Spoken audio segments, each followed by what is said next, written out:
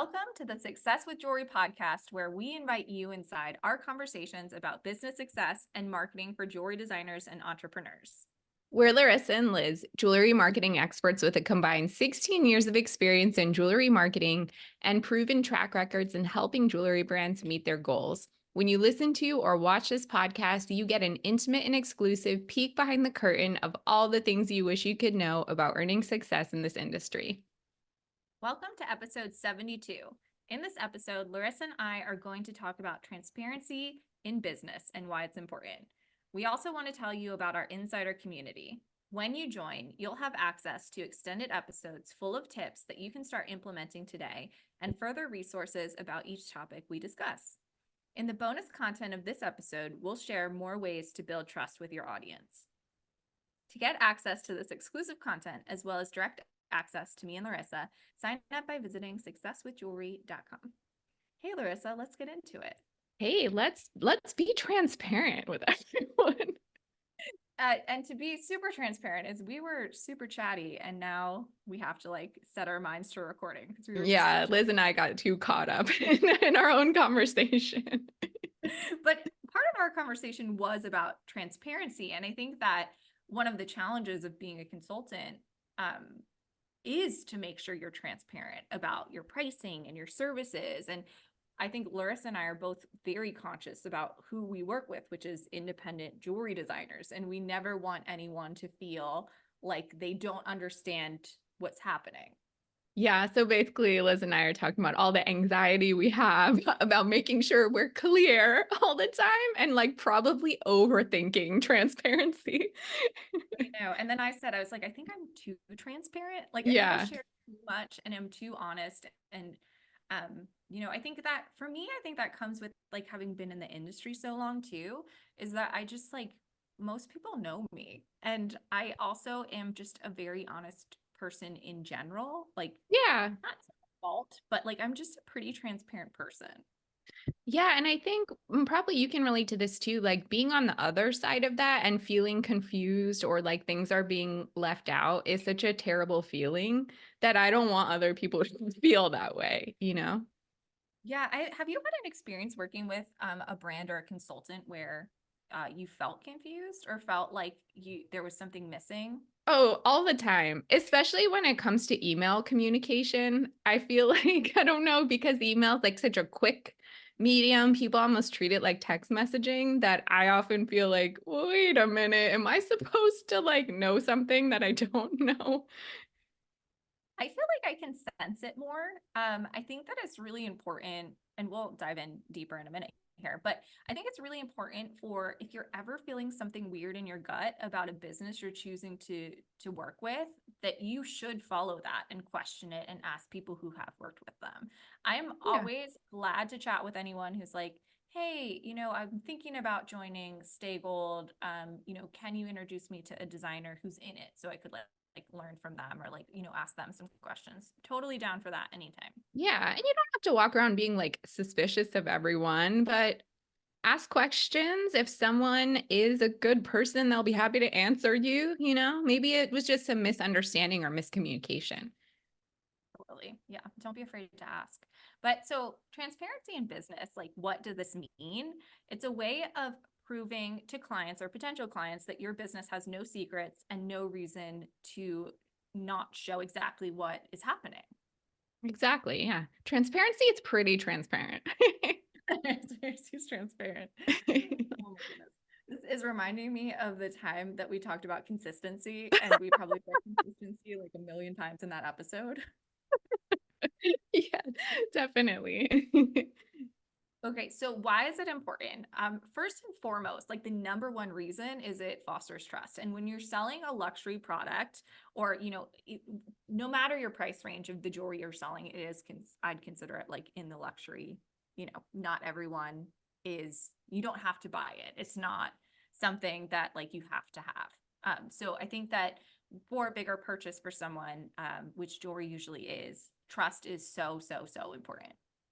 Yeah, and also these days we live in a global economy. People collaborate remotely without ever like meeting each other in person. And it's not like in the old days where you just ask your neighbor, like, oh, what's it like to work with so and so?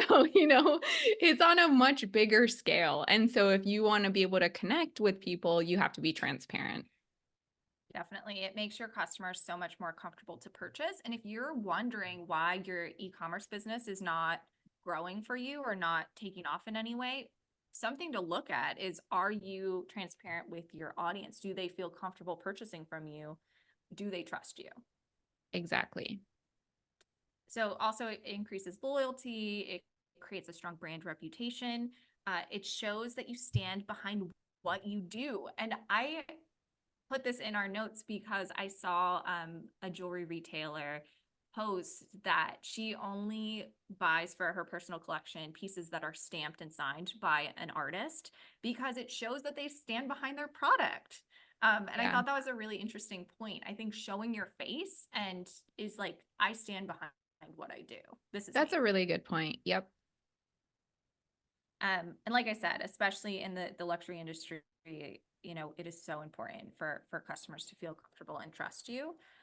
So the biggest way you can do this, and I've been a huge advocate for this for a long time, since, kind of since Instagram came about, but like show your face.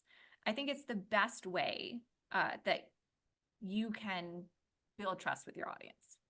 Yeah, this might sound weird because I think some people aren't like used to AI yet, but I think moving forward in the future where there's all these like deep fakes and like very realistic AI generated videos and photos of people, I think it's going to be even more and more important to do that.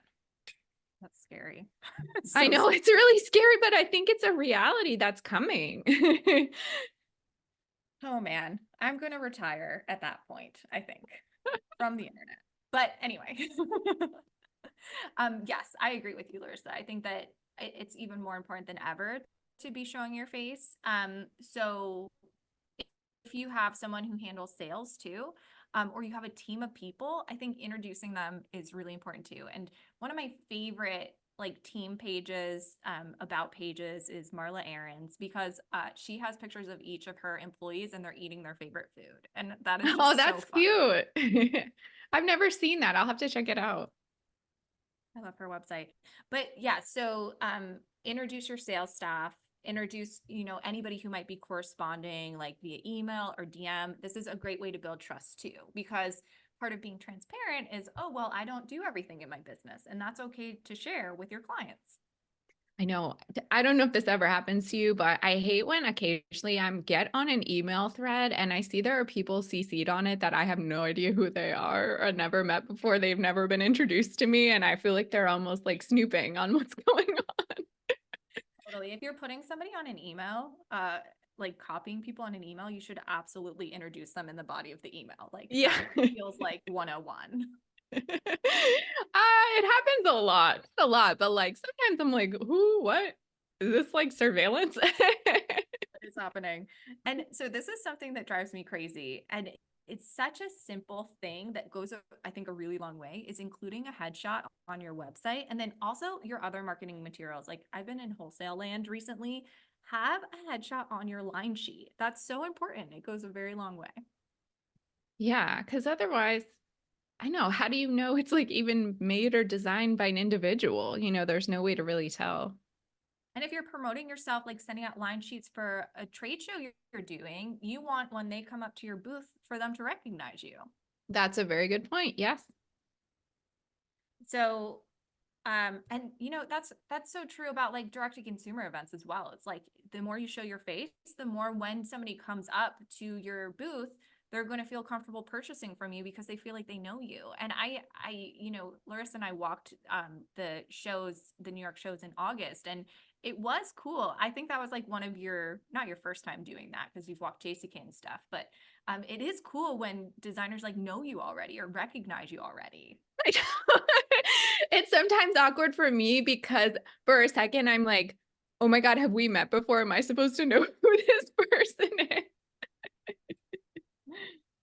It's cool though. It's cool to like have like I was thinking about this after I did a stay goal chat yesterday. Like, it's amazing how much community and how strong relationships you can build online, and brands can do this too.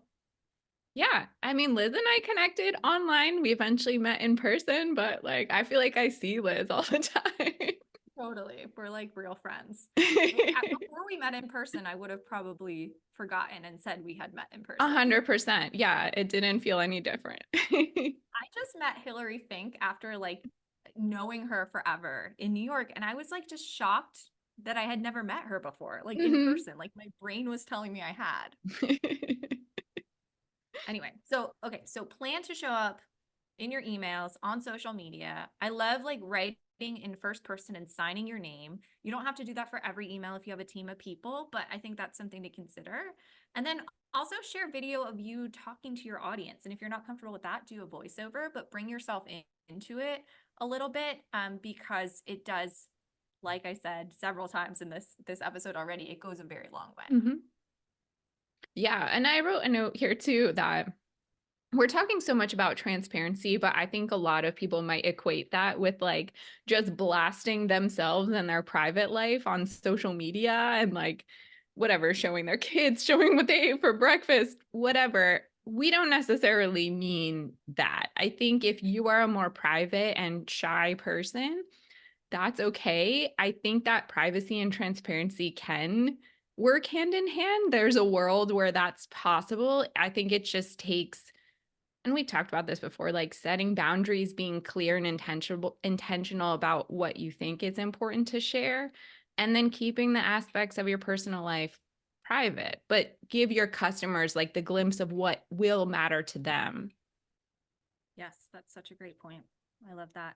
So, are you transparent with your customers? Let us know. Visit successwithjewelry.com. We'd love to know what you're thinking, and we're happy to answer any questions you may have. Thanks for being part of our community.